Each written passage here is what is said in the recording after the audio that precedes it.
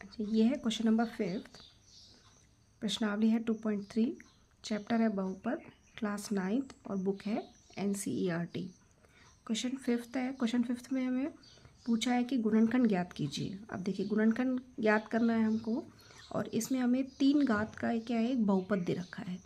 तो 3 घात का बहुपद हमें दे रखा है और इस बहुपद को हमें गुणनखंडों में विभक्त करना है, मतलब कुछ गुणा में विभक्त करना है। इसको एक रैखिक गुणा बहुपद के गुणनखंडों में इसको हमें खंडित करना है, इसको तोड़ना है इस तरीके से।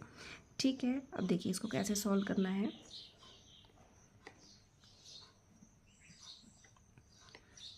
देखिए सबसे पहले मैं क्या करती हूँ, इस गुणनखंड को px मान लेती हूँ।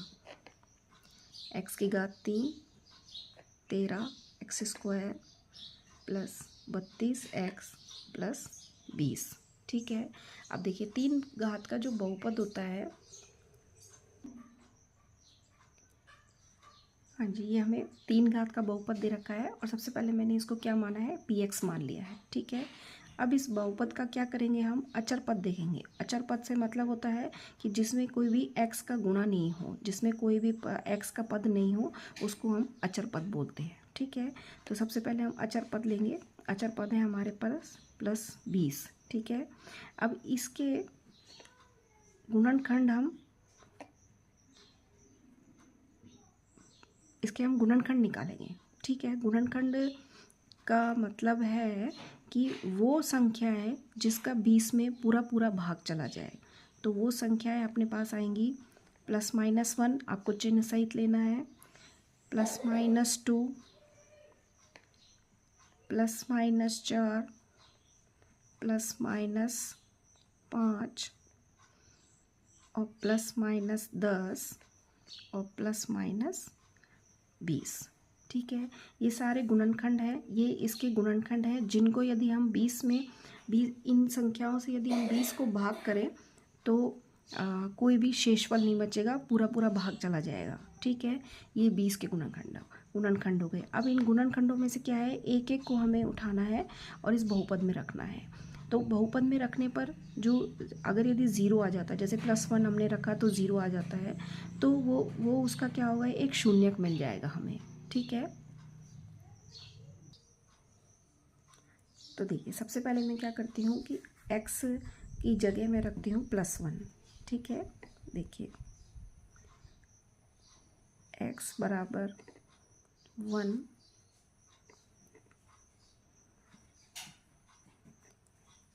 दिए गए बहुपद में रखने पर।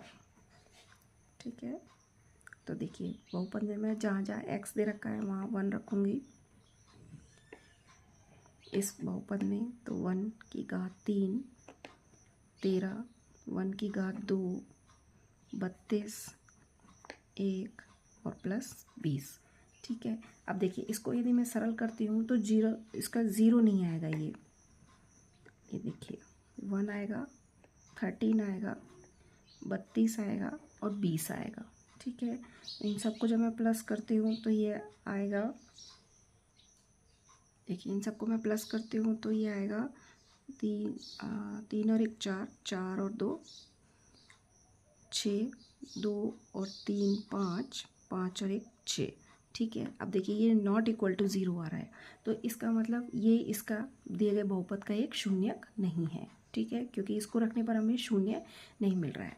अब मैं क्या रखूँगी, जैसे +1 लिया है, अब मैं -1 रख के देखूँगी। ठीक है, तो आगे चलते हैं। देखिए x बराबर -1 दिए गए बहुपद में रखने पर। ठीक है, दिया गया बहुपद है उसमें हमें जहाँ जहाँ x दे रखा है वहाँ मैं -1 रख देती हूँ।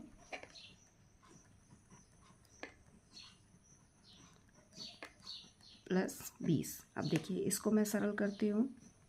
देखिए -1 को 3 बार मल्टीप्लाई करेंगे -1 आएगा, -1 को 2 बार मल्टीप्लाई करेंगे +1 आएगा, तो ये 13 ही आएगा। यहाँ ये 32 आएगा, माइनस का 32 आएगा क्योंकि माइनस माइनस मल्टीप्लाई हो जाएंगे, और ये प्लस का 20 आएगा। ठीक है।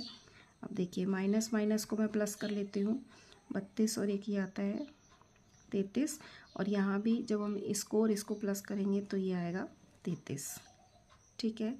तो देखिए ये आ गया ज़ीरो अपने पास, ठीक है। तो ये जो -1 जो आ रहा है, -1 जो हमें गुणनखंड मिला था 20 का, वो क्या होगा, इस बहुपद का एक शून्यक होगा, शून्यक होगा। अब देखिए इसको कैसे लिखना है आपको, अतः अब देखिए इस -1 को मैं इधर ले जाऊंगी, अतः x + 1, इसको ब्रैकेट में बंद करना है, दिए गए बहुपद का एक गुणनखंड है, ठीक है। आगे समझ में आपको। तो देखिए ये x + 1 जो आया है वो बहुपद का क्या आ गया, एक गुणनखंड आ गया, ठीक है। अब देखिए और आगे गुणनखंड निकालने के लिए या तो आप ऐसे कीजिए, जो भी हमने 20 के गुणनखंड निकाले हैं, अब जैसे पहले ये रख के देख लिया हमने, अब आप ये रख कर देखिए, फिर उसके बाद ये रख के देखिए, फिर उसके इस तरीके से बहुत लंबा हो जाता है कि आप किस किस को रख के देखेंगे। इसीलिए एक सिंपल सा तरीका इसका है कि क्या करना है कि x + 1 से जो हमारा दिया गया बहुपद है उसको हमें भाग करना है। दिया गया बहुपद हमारे पास है x�3, 13x², 32x + 20। हाँ जी, अब देखिए इसको भाग कैसे करना है। अगर भाग आपको आता है तो ठीक है, नहीं आता तो मैं भी सिखा देती हूँ आपको। देखिए क्या होता है, इसका जो पहला पद, इसको पहले क्या करते हैं कि बहुपद को जो x की जो है घटती घातों में लिखते हैं। ये तो ऑलरेडी दे रखा है इसमें कि x�3 है, 2 है, 1 है और ये 0 है x की घात, तो ठीक है। अब ये घटते हुए, अगर यदि ये घटते हुए क्रम में नहीं दे रखा है आपको, x की घटते हुए, चर की घटती हुई घातों में नहीं दे रखा है, तो आपको सबसे पहले इसको अरेंज करना पड़ेगा। ये सबसे पहला स्टेप है इसका। अब देखिए क्या करना है, इसको सबसे पहले पहला आपको क्या करना है, पहला स्टेप देखना है। पहला स्टेप है अपने पास जो पहला पद है, पहला पद है वो x�3 है और यहाँ पर x है, तो यहाँ पर हमें एक ऐसा पद लिखना है, एक ऐसा चर लिखना है जिसको इससे मल्टीप्लाई करेंगे तो ये x�3 आना चाहिए, ठीक है। अब देखिए मैंने क्या किया है कि x�2 लिख दिया है। अब x�2 को मैं इस पूरे से मल्टीप्लाई करूँगी, ठीक है। अब देखिए x² को x से मल्टीप्लाई करेंगे तो x�3 आएगा, ठीक है। फिर x² को इससे चिन्ह के सहित आपको मल्टीप्लाई करना है। यदि यहाँ माइनस है तो आपको माइनस प्लस को मल्टीप्लाई करना पड़ेगा। यहाँ क्योंकि प्लस है इसीलिए आपको पता नहीं चलेगा कि +1 को प्लस x² से जब हम मल्टीप्लाई करेंगे हम, तो प्लस का x² आएगा, ठीक है। ये आया स्टेप आपको समझ में। अब क्या करना है, इसमें ऐसे लाइन खींचनी है और इसको हम लिखते हैं घटाने पर। अब इसको घटाने पर क्या होगा कि जो नीचे की जो है लाइन, उसके क्या है, चिन्ह चेंज हो जाएंगे। यहाँ कुछ नहीं होता तो प्लस माना जाता है, तो प्लस का माइनस लिखेंगे और प्लस का माइनस चेंज कर देंगे, ठीक है। अब देखिए ये एक माइनस का हो गया, ये एक प्लस का हो गया, तो ये कैंसिल हो जाता है, ठीक है। और इसको हम सरल करेंगे तो ये हमारे पास आएगा 12x², ठीक है। अब इसमें जो बाकी बचा हुआ पद है उसको आपको यहाँ लिख लेना है, ये है 32x + 20, ठीक है। अब देखिए इसका फिर हमें पहला पद देखना है और यहाँ पर ऐसा पद लिखना है कि जिसको इससे मल्टीप्लाई करने पर ये आ जाना चाहिए, ठीक है। जैसे 12x को मैं x से मल्टीप्लाई करती हूँ तो 12x² आएगा। देखिए x को जो मल्टीप्लाई करते हैं तो x² आता है, ठीक है। अब इसी 12x को हमें आगे भी मल्टीप्लाई करना है, तो पहले प्लस को प्लस करेंगे, प्लस को प्लस से मल्टीप्लाई करेंगे तो प्लस आएगा। 12x को मैं 1 से मल्टीप्लाई करूँगी तो 12x आएगा, ठीक है। अब देखिए दोबारा आपको ऐसे लाइन खींचनी है और फिर लिखना है कि घटाने पर, ठीक है। घटाने पर नीचे की जो लाइन है उसके चिन्ह चेंज हो जाएंगे, ठीक है। यहाँ प्लस है तो ये माइनस हो जाएगा, यहाँ प्लस है तो ये माइनस हो जाएगा। अब देखिए ये प्लस का, ये माइनस का, ये कैंसिल हो जाएगा और इसको जब मैं सरल करती हूँ तो ये मेरे पास आएगा 20 आएगा। 32 में से जब 12 जाएगा तो 20 आएगा x, और ये ऐसा का ऐसा उतार लेंगे अपन, ठीक है, बचा हुआ, ठीक है, अब आया आपको समझ में। अब देखिए ये वही पहला पद देखना है और यहाँ पर ऐसी संख्या लिखनी है या ऐसा पद लिखना है जिसको इससे मल्टीप्लाई करने पर ये पहला पद आ जाना चाहिए। ठीक है, अब देखिए 20 को x से मल्टीप्लाई करूँगी तो ये आएगा 20x। 20 को फिर +1 से मल्टीप्लाई करेंगे तो 20 आएगा। दोबारा यहाँ लिखेंगे घटाने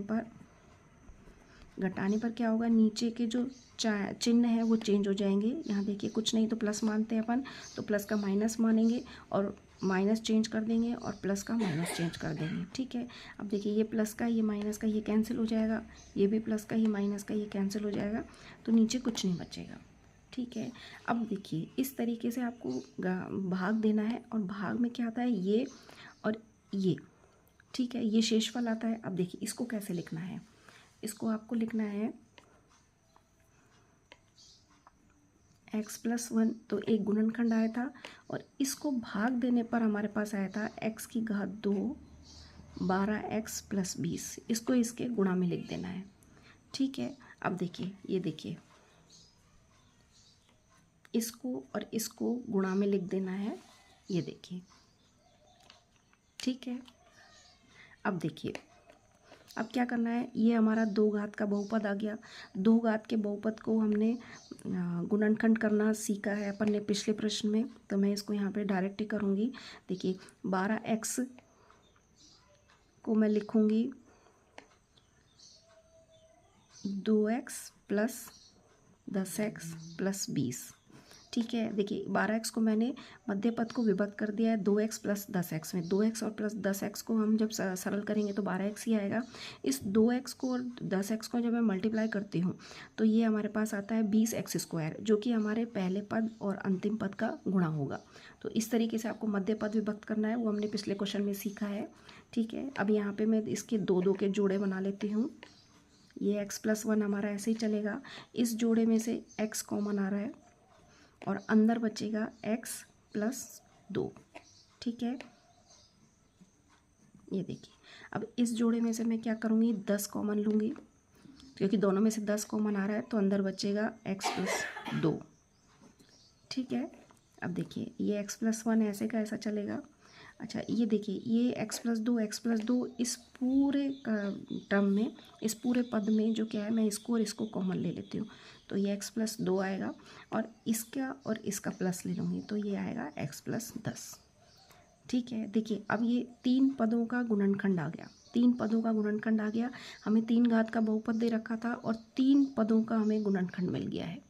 ठीक है, तो ये क्या होगा, इसके गुणनखंड होंगे, ये हमारा आंसर होगा। तो दिया गया बहुपद है उसको हमने गुणनखंड कर लिए हैं, मतलब गुणा में विभक्त कर लिया है कि कुछ पदों का गुणा जो होता है उसका गुणनखंड निकालना, उसको गुणनखंड बोलते हैं। ठीक है, तो दिए गए बहुपद का ये क्या हो गया, गुणनखंड हो गया।